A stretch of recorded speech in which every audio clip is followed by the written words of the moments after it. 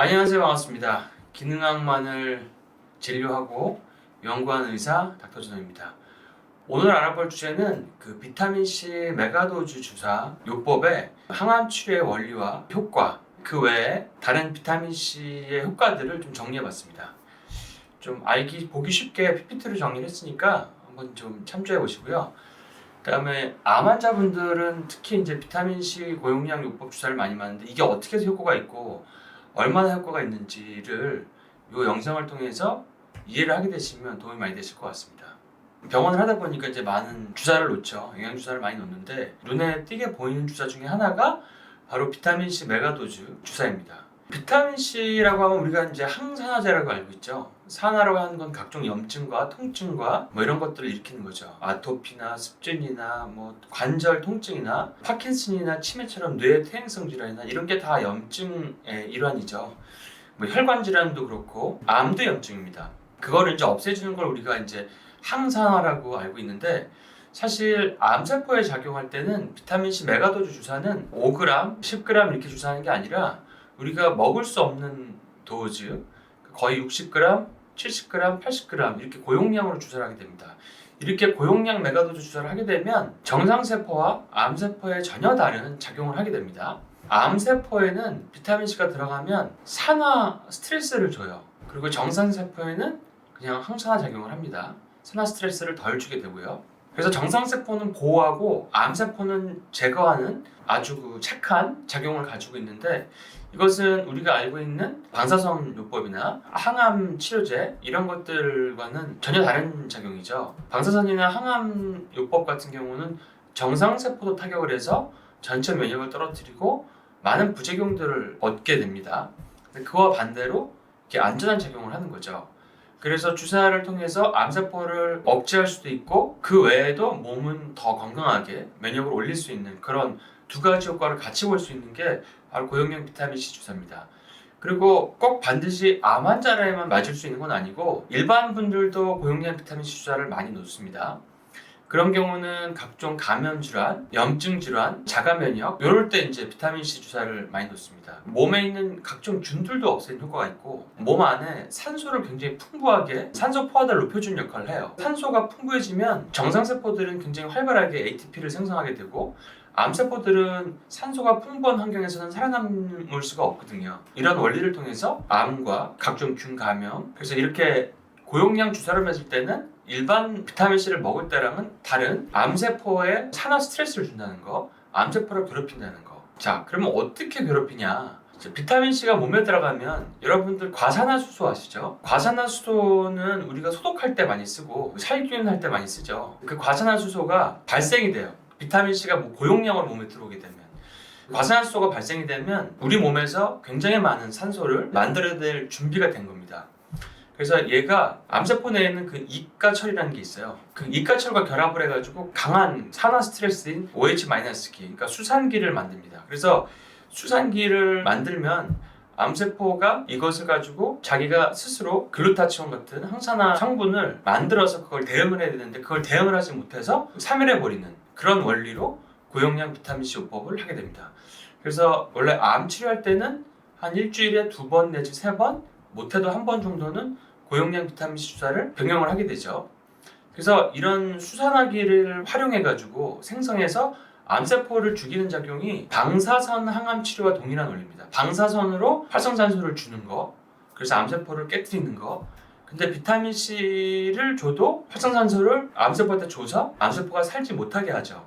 근데 차이는 여러분도 아시겠지만 방사선 항암 치료는 주변 조직까지 손상을 입어요. 그러니까 정상세포에도 안 좋은 산화 스트레스를 준다는 얘기죠. 그래서 방사선 치료 후에 굉장히 후유증으로 고생하시는 분이 있는데 비타민C 요법은 그런 게 없다는 거, 그게 바로 차이입니다. 방사선 치료를 했을 때는 정상세포에도 활성산소를 줘서 산화 스트레스를 주지만 비타민C 메가도즈는 정상세포에는 항산화 작용을 한다는 거죠. 그래서 선택적으로 치료할 수 있다는 거. 정상세포에는 비타민C를 고용량으로 주사를 놔줘도 그래서 과산화수소가 몸에서 생성이 돼도 정상세포는 이를 빠르게 무력화시킬 수가 있습니다.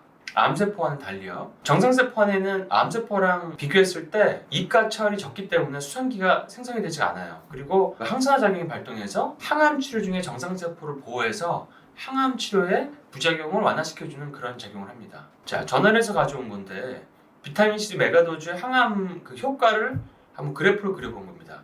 제일 왼쪽에 있는 회색 그래프는 그냥 컨트롤, 아무것도 안 한 그룹이고, 두 번째 막대 그래프는 고용량 비타민C를 단독으로 썼을 때죠. 근데 그래프가 반으로 쭉 줄었죠. 그러니까 이게 암세포가 사망한다는 얘기죠. 반이나. 그다음에 항암 치료를 받더니 조금 떨어졌죠. 그러니까 항암 치료보다 비타민C 치료가, 고농도 비타민C 주사 치료가 더 효과가 좋게 나왔네. 그리고 그 옆에 봤을 때는 항암 치료와 고용량 비타민C 치료를 같이 했을 때 더 좋은 효과를 나타내고 부작용은 최소화시키는 그런 작용이 있습니다. 제가 암 환자분들을 볼 때 항암 치료를 하고 계신 분들에게 비타민C 고용량 주사를 놔줬을 때 굉장히 부작용을 극복을 하고 미식거리거나 몸이 전체적으로 아프거나 속이 막 안 좋거나 이런 여러 가지 부작용을 완화시키고 효과는 더 증대되는 것을 굉장히 많이 체험을 했습니다. 그 다음에 그 옆에 그래프를 보면, 이건 이제 인체 실험한 건 아니고 세포 배양 실험인데, 항암 치료보다는 고용량 비타민C 치료가 더 효과가 좋았고, 항암 치료와 고용량 비타민C를 같이 한 거 그룹에서 가장 효과가 좋았다. 세 번째 그래프에서도 똑같은 결과가 나옵니다. 그러니까 비타민C를 우리가 우습게 볼 수 없다는 거. 비타민C 메가도주는 생존에 관련된 굉장히 중요한 영양소이다. 비타민C는 또 지금 굉장히 유행하고 있는 차이나 코로나 바이러스, 중국 코로나 바이러스 있죠. 그 다음에 미국에서 유행하는 독감, 이런 거를 사망률을 낮추는 데도 도움이 됩니다. 그거는 다음 편에서 다루기로 하겠습니다. 동물 연구에서 이제 비타민C 고농도의 항암 효과를 봤어요. 그랬더니 일단 전반적으로 나온 결과는 종양의 성장이 줄었고, 염증이 완화됐고, 전이가 덜 됐고, 생존율이 상승하는 항암 효과를 보였습니다.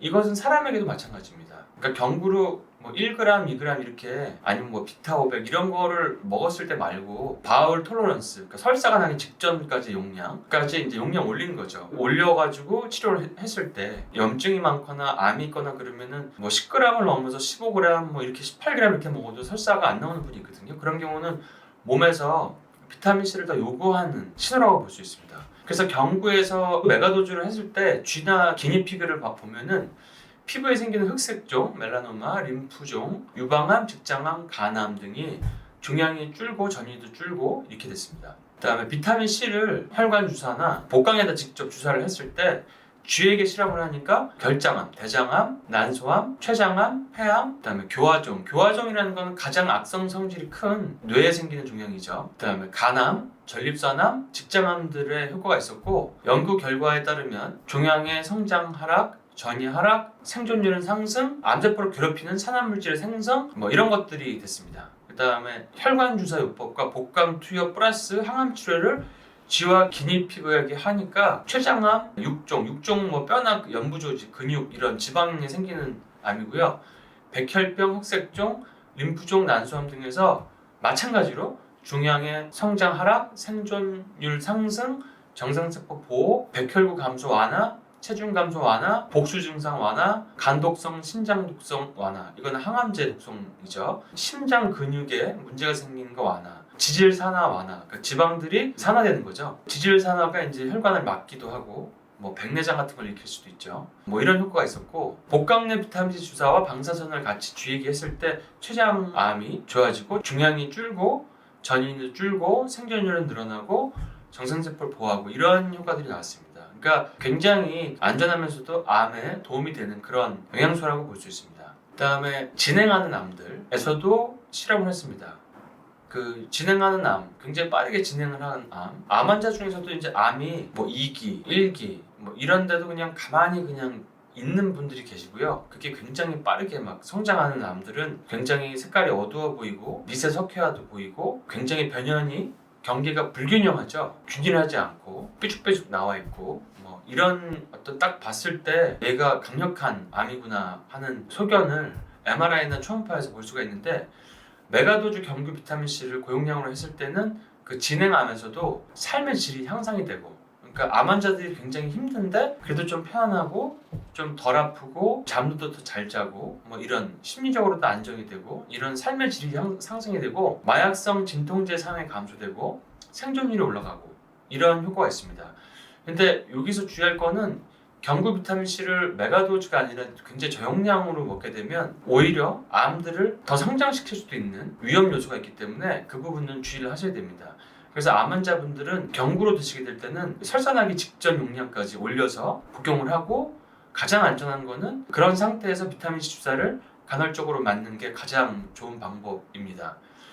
자, 그래서 그 다음에는 이제 진행암에 혈관 주사로 비타민C를 놨을 때는 당연히 부작용은 없습니다. 그리고 삶의 질이 상승이 되고 마찬가지로 모든 염증들이 감소가 됩니다. 그래서 비타민C 고용량 주사를 맞고 그날은 뭐 입이 마르고 좀 힘들더라도 마치 운동한 것처럼 막 좀 힘들더라도 시간이 지나면 점점 몸이 좋아지는 그런 효과를 볼 수 있습니다. 마치 이것은 운동을 하고 나면 몸이 뻐근하다가 몸이 좋아지는 것과 비슷해요. 운동을 해도 산화 스트레스가 적당히 발생하고 그것을 몸에서 복구하기 위해서 많은 좋은 인자들이 나와서 몸을 이제 좋게 만드는 거죠. 그리고 우리가 관절이나 척추가 안 좋을 때 프롤로 주사를 맞는데 고농도 포도당을 이제 주사를 하는 거죠. 부작용이 없는 주사인데 그 주사도 염증을 일부러 유발을 시켜서 그 조직을 강하게 만드는 거, 그런 작용. 그 다음에 비타민C 혈관 주사와 항암 치료를 병행했을 때도 역시 마찬가지로 난소암, 림프종, 췌장암, 그러니까 거의 모든 종류의 암에서 부작용 없이 삶의 질을 올리고 항암제의 독성을 줄이고 부작용을 줄이고 생존율을 증가시키고 몸의 산화 스트레스를 감소시켰다, 이렇게 나오고, 마찬가지로 이제 방사선과 같이 했을 때도 전신 통증이라든지 부작용을 줄이고 전이 감소, 생존율 증가 등을 보였습니다. 자, 비타민C 메가도즈의 이제 항암 효과를 보면 위암이나 방광암, 자궁암 같은 거를 비타민C 메가도즈가 예방하는 효과가 있습니다. 위암을 예방하는 효과는 니트로사민이라고 하는 발암물질의 생성을 억제시키고 면역을 올리고 뭐 이런 효과가 있죠. 그 다음 백혈구는 올리고 암세포는 죽이고, 비타민C가 또 도움이 되는 게 HPV 바이러스, 자궁 경부에 있는 바이러스에 의해서 자궁 경부의 이형성증 같은 것이 생겼을 때 비타민C가 암으로 변환되는 것을 이제 막는 효과가 있죠. 모든 바이러스에 대한 어떤 억제 효과가 있거든요. B형 간염, C형 간염, 뭐 에이즈, 독감, 코로나 바이러스, 대상포진, 단순포진, 이런 바이러스에 대해서도 억제시킨 효과가 있습니다. 그래서 고용량 비타민C 주사를 바이러스 질환이 심하게 막 활동성일 때 고용량으로 연속으로 막 놔드리면 사그러드는 속도가 빨라지는 것을 볼 수가 있습니다. 자, 그리고 NK세포, 내추럴 킬러 셀이죠. 그러니까 면역 세포인데 이게 비타민C를 하루에 4g을 투여하니까 NK세포의 활성도가 78% 환자에서 10배까지도 증가하더라. 그러니까 이렇게 면역을 올리는 작용이 있죠. 근데 이게 계속 오래 가는 게 아니라 비타민C의 단점은 방광기가 짧으니까 자주 먹어야 되는 게 좀 단점이잖아요. 이제 그런 게 있지만 이렇게 일시적으로 이렇게 면역을 계속 올려준다. 그러니까 꾸준히 먹는 게 중요하고, 저번에 제가 소개시켜드린 그 앞타민이라는 DNA 기술에 비타민C를 붙여서 저희가 그 아토피 환자들에게 피부 임상을 했습니다. 저희 말고도 이제 대학병원 등에서도 같이 임상을 많이 했는데 굉장히 좋은 효과들이 많이 나왔어요. 앞타민을 이용해서 비타민C 효과가 극대화되는 거는 슬로우 릴리징 효과와 비타민C의 산화를 막는 효과거든요. 근데 이런 것들이 이제 먹는 것으로도 적용할 수가 있습니다. 그렇게 되면은 비타민C를 먹는 횟수도 줄 수가 있고 비타민C의 효과를 좀 더 극대화시킬 수 있는 그런 좋은 방법이 될 수 있습니다. 그래서 그런 것들은 제가 준비가 되면 또 알려드리도록 하겠습니다. 자, 그리고 우리가 여드름에 많이 쓰는 독실사이클이라는 항생제랑 함께 사용했을 때 비타민C 메가도즈 주사가 굉장히 항암 효과를 극대화시킵니다. 그냥 맞는 것보다 100배를 증가시킨다, 이런 얘기들이 나오고 있는데 그거에 대해서는 다음 시간에 제가 다뤄보도록 하겠습니다. 여기서부터는 저번에 비타민C에 대해서 제가 15년간 체험기에 대해서 다뤘던 내용인데 좀 정리를 다시 해보면, 이런 급성 바이러스 같은 게 몸에 들어왔을 때 고용량 비타민C, 고용량 요오드, 비타민 D, 셀레늄 아연, 아니면 또 락토페린 같은 것도 있죠. 초유에서 추출한 거, 이런 것들이 항바이러스 효과가 있어요. 특히 이제 비타민 C 같은 경우는 대상포진 걸린 분들은 걸리자마자 오셨을 때 연속해서 진짜 한 3, 4일 정도 비타민 C를 한 3, 40g 이렇게 놔드리면, 그리고 먹는 것도 같이 하게 되면 굉장히 빨리 가라앉습니다. 한 열흘에서 한 2주 그 안에 대상포진을 잡지 못하면 신경통이 막 몇 년을 가거든요. 그 후에는 비타민 B12 고용량을 계속 한다든지 신경통 약을 어쩔 수 없이 먹어야 되는 경우가 있는데, 초기에 잡는 게 가장 중요하거든요. 기능학에서 대상포진을 치료할 때는 고용량 스테로이드를 쓰지 않고 대상포진이 왔을 때 고용량 비타민C 주사를 놔줘서 치료를 합니다. 그리고 헤르페스 같은 것도 대상포진의 친척이죠. 하나는 헤르페스 조스터, 하나는 헤르페스 심플렉스. 그래서 거의 똑같은데 헤르페스는 입술 주변에 생긴 경우도 있고 1형은 2형은 이제 생식기 주변에 생기는데 하루에 3에서 6g을 먹으면 예방이 되는 효과가 있습니다. 그래서 이런 바이러스 감염들 그 감기 걸리면은 한 2-30g 정도를 주사를 맞으면 초기에 맞으면은 감기 증상을 완화시키는 데 도움이 되고 빨리 회복이 되는 데 도움이 됩니다. 그 외에도 모든 감염들, 폐렴, 결핵, 각종 균 감염, 그다음에 우리가 지금 무서워하는 코로나 바이러스, 인플루엔자, 메르스 이런 것들, 그다음에 바이러스성 뇌수막염 이런 거 굉장히 무서운 병들이거든요. 치사율이 굉장히 높기 때문에 이럴 때 고용량 비타민 C를 계속 걸어놓으면 증상의 완화라든지 바이러스가 퍼지는 속도, 그다음에 몸에다가 나쁜 효과를 주는 것을 많이 억제할 수가 있죠. 이 부분은 굉장히 중요한 부분이기 때문에 다음 시간에 한번 또 자세하게 다루도록 하겠습니다. 두 번째는 이제 만성 간염, 특히 이제 B형, C형 바이러스성 간염 환자들을 제가 오랫동안 지켜와 본 결과 그 환자분들을 검사를 해보면 거의 비타민 C가 결핍입니다. 그리고 비타민 B군도 결핍이고요. 왜 그러냐면은 바이러스 자체가 비타민 C를 소모시키는 그런 나쁜 애들이기 때문에 몸에 비타민 C가 굉장히 줄어들어요. 그리고 요구량이 늘거든요. 그래서 만성 B형, C형 간염 있는 분들은 만약에 확인하고 싶으시면 혈액 검사로 비타민 C 한번 농도를 한번 검사해달라고 해보세요. 제가 검사를 해보고 내린 결론이 더 이상 검사할 필요가 없다. 왜냐하면은 다 낮게 나오기 때문에 거의 80-90%가 결핍이라서 검사할 필요가 없다고 느껴서 요즘엔 검사를 안 하고 그냥 드시라고 하거든요. 그리고 비타민 C가 결핍이 되니까 B형, C형 간염 환자분들은 거의 다 부신피로가 있어요. 본인들은 못 느끼지만 부신 검사를 해보면 조금씩 다 떨어져 있습니다. 거의 다 떨어져 있어요.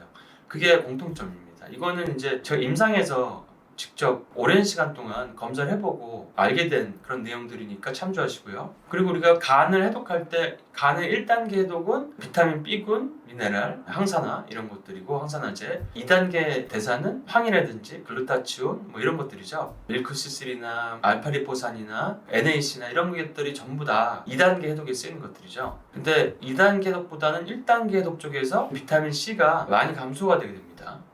그래서 1단계, 2단계가 같이 돼야 되는데 1단계에서 일단 막혀버리면 제대로 이제 해독이 안 되는 거죠. 다른 것들이 있을 때도 독소가 들어왔을 때 더 데미지를 입는 거죠. 그래서 이런 A형 간염 같은 경우도 고용량 비타민C 주사를 놓으면은 굉장히 빨리 증상이 완화되는 것을 볼 수 있습니다. 그다음에 만성 간염 같은 경우는 가끔 맞춰주시는 건 좋지만 먹는 비타민C로 꾸준하게 비타민C를 공급해 주시는 게 간이 경화가 되거나 바이러스들이 증식을 하면 자꾸 간이 나빠지는데 그런 증식을 억제하는 데 도움이 됩니다. 그러니까 마치 헬리코박터균을 비타민C가 억제하는 거랑 또 비슷하게 보이죠. 그리고 그 외에 이제 간에 도움되는 영양소들을 B형 간염, C형 간염 이런 분들은 더 많이 드셔줘야 돼요.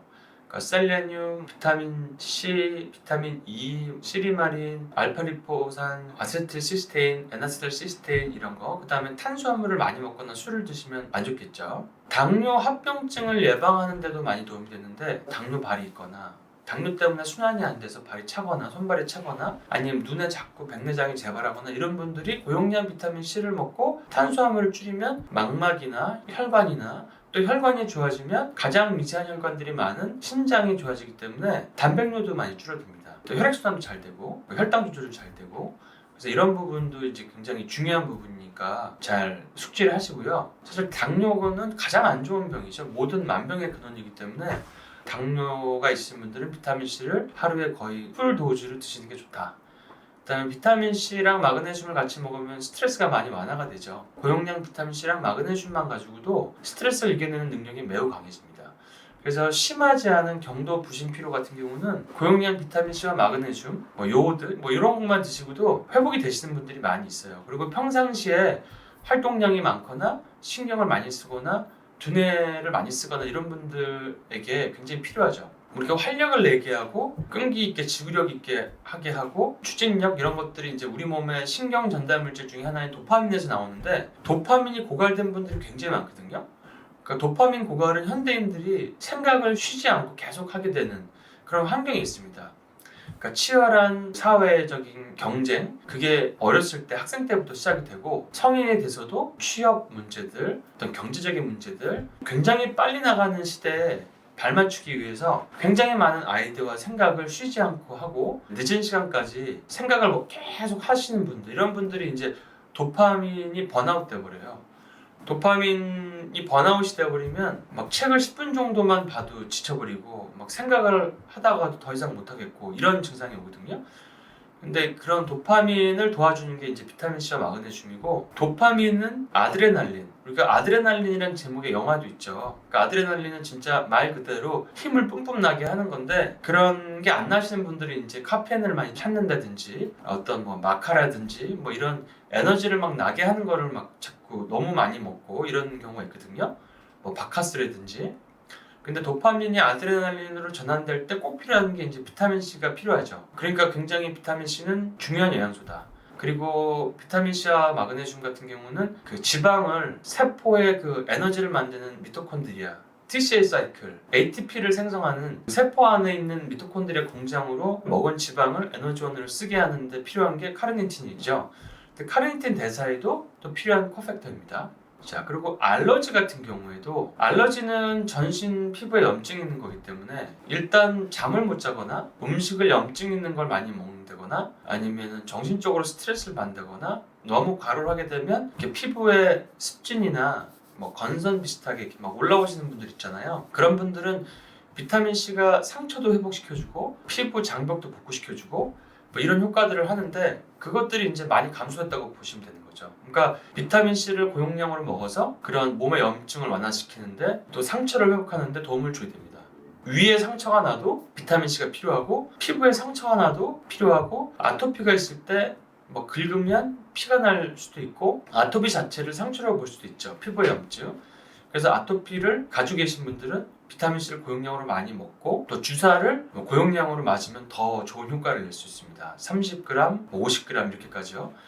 그 다음에 비타민C는 지금까지는 피부에 바르는 게 마른 비타민C지만 거의 말만 비타민C를 붙인 거였는데, 이제는 앞타민 기술을 활용해서 비타민C를 피부에 바르면 피부에 비타민C가 작용을 하는 그런 시대가 열렸기 때문에, 그런 것들을 활용하시면 이 비타민C만 가지고도 꽤 효과를 갖다 보시는 분들이 계십니다. 그리고 히스타민이라고 해서 가려움을 유발시키는 그런 물질을 가라앉히는 대표적인 게 이제 고용량 비타민C, 아연 뭐 이런 것들이 있죠. 그런 것들이 이제 히스타민 농도를 떨어뜨리고, 그래서 보통 이런 알러지 질환, 알러지는 눈에 있으면은 알러지성 결막염, 코에 있으면 비염, 뒤로 넘어가면 후비루, 피부에 있으면 습진, 아토피, 기관지에 있으면 천식, 피하에서 부종처럼 올라오는 알러지도 있죠. 생긴 거는 다른 형태로 발현이 되지만 사실은 똑같은 병의 다른 발현이다. 이런 분들은 검사해보면 혈중 비타민C 농도가 거의 30에서 50%가 낮다. 그러니까 비타민C를 충분히 보충해 주는 게 증상 완화에 많은 도움이 되고, 그렇게 하면서 내 몸에 안 맞는 음식이 있으면 그걸 피하든지, 균이 있으면 균을 죽이든지, 장 누수 같은 게 있으면 그런 걸 치료한다든지 이제 이런 것들을 해야 되는 거죠. 자, 그 다음에 또 비타민C가 좋은 거는 콜라겐을 생성을 하죠. 우리가 요즘에는 콜라겐들이 많이 나와서 직접 먹기도 하지만, 비타민C와 고용량 MSM을 먹으면 콜라겐이 생성이 되거든요. 그게 단지 피부만 생성이 되는 게 아니라 관절, 몸에 있는 이런 살들도 탱탱해지고 이런 효과를 볼 수가 있습니다. 거기서 글루타치온도 같이 복용을 하게 되면 더 효과를 볼 수 있죠. 그래서 이렇게 항노화의 효과가 있고, 그다음에 관절을 강화시켜 주는데도 특히 무릎 같은 데는 비타민C랑 글루코사민, 콘드로이친, 글루코사민은 굉장히 좋은 게 많죠. 그러니까 항암 효과도 있는 영양소죠. 장도 좋게 하고요. 그다음에 세미, MSM, 그다음에 효과가 좋은 칼슘들, 이런 거를 같이 드시면 무릎 아픈 게 없어지는 분들이 상당히 많이 계십니다. 그러니까 무릎에다가 스테로이드 주사 맞지 마시고 이런 거를 꾸준히 하고 조금씩 괜찮아지면은 이제 재활 운동을 해서 무릎을 강화시키는 거죠. 그 생리통도 몸에 염증이 많다는 그런 신호죠. 몸에 뭐 오메가3가 부족하든지 산화 스트레스가 많든지 뭐 비타민C 항산화 물질이 부족하다든지 뭐 독소가 있다든지 뭔가 염증을 일으키는 인자가 있을 때 생리통이 심하거든요.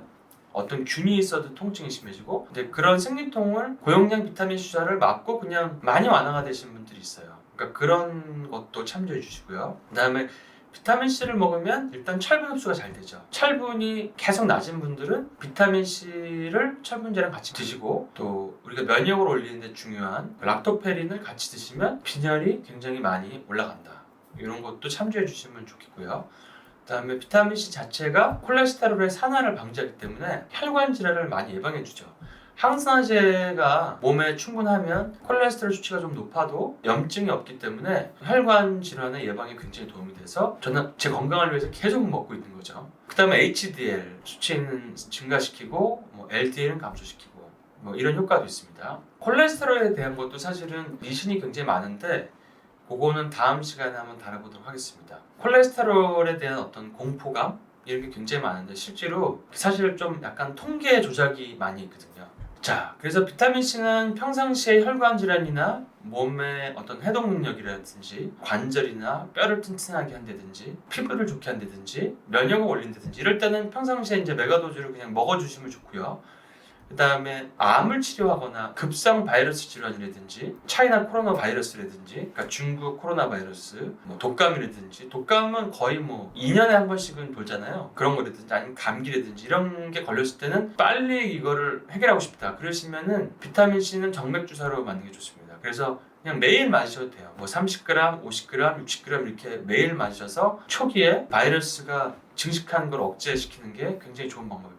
비타민C 정맥주사는 거의 한 10,000명 정도를 놨을 때 1명 정도가 피로감 같은 걸 느낄 정도로 거의 부작용을 보지 못하죠. 물론 조심해야 될 경우가 있습니다. 조심해야 될 경우는 글루코즈 6 PDH라고 하는 그 유전적인 문제 때문에 비타민C를 고용량으로 먹으면 혈뇨가 나오는 분들 이런 분들은 메가도즈를 피하셔야 되고 그 다음에 너무 신장이 이제 나쁜 분들 신부전 투석 직전에 있거나 이런 분들은 고용량 메가도즈는 좀 피해 주시는 게 좋고 그 다음에 심장이 너무 정체되어 있는 경우도 그냥 적당량만 드시고 복수가 차신 분들도 조심해서 마셔야 됩니다. 상태를 보면서 주사를 놓는 걸 결정해야 되고요. 신장 결석이 있는 경우에는 몸의 다른 염증들을 없애고 나서 비타민C를 고용량을 하시는 게 좋거든요. 그러니까 오메가3, 종합영양제, 비타민 D, 식생활, 스트레스, 수면 이런 것들로 몸의 염증을 많이 줄이고 나서 비타민C를 먹게 되면 신장 결석이 오히려 안 생기게 하는 효과가 있습니다. 근데 다른 염증 요인들은 다 놔둔 채로 비타민C만 처음에 많이 먹으면은 그때는 조금 안 좋은 부작용이 생길 수도 있거든요. 그러니까 비타민C와 신장 결석편을 참조해 주시면 됩니다. 이게 단지 옥살산과 비타민C가 작용해서 결석을 만드는 게 아니고 몸에 염증이 많다는 증거거든요. 몸에 돌이 있다는 거는. 그래서 염증 요인들을 없애는 게 일단 우선이다. 그래서 일반인들은 피로 증상이나 여러 가지 질병 예방을 위해서는 5g, 10g 아니면 40g 정도까지 주사로 맞을 수도 있고 한 10g, 15g까지는 경구 투여할 수 있고요. 암 환자분들은 비타민C 주사를 맞을 때 한 60g 정도로 시작한 경우가 많고 자기 체중 플러스 10g 정도 하는 게 좋습니다. 그래서 60kg면 한 70g, 70kg면 한 80g 그리고 체중이 좀 낮아도 용량을 좀 더 올리면은 더 효과가 좋은 걸로 알려져 있으니까 그런 부분을 알아두시면 도움이 되실 겁니다. 자, 오늘은 비타민C의 항암 효과에 대해서 한번 알아봤습니다. 그래서 여러분들 다들 건강하시고 이 폐렴, 독감 이런 거 조심하시고 다음 시간에 다시 건강한 주제로 찾아뵙도록 하겠습니다. 다음에 뵐게요.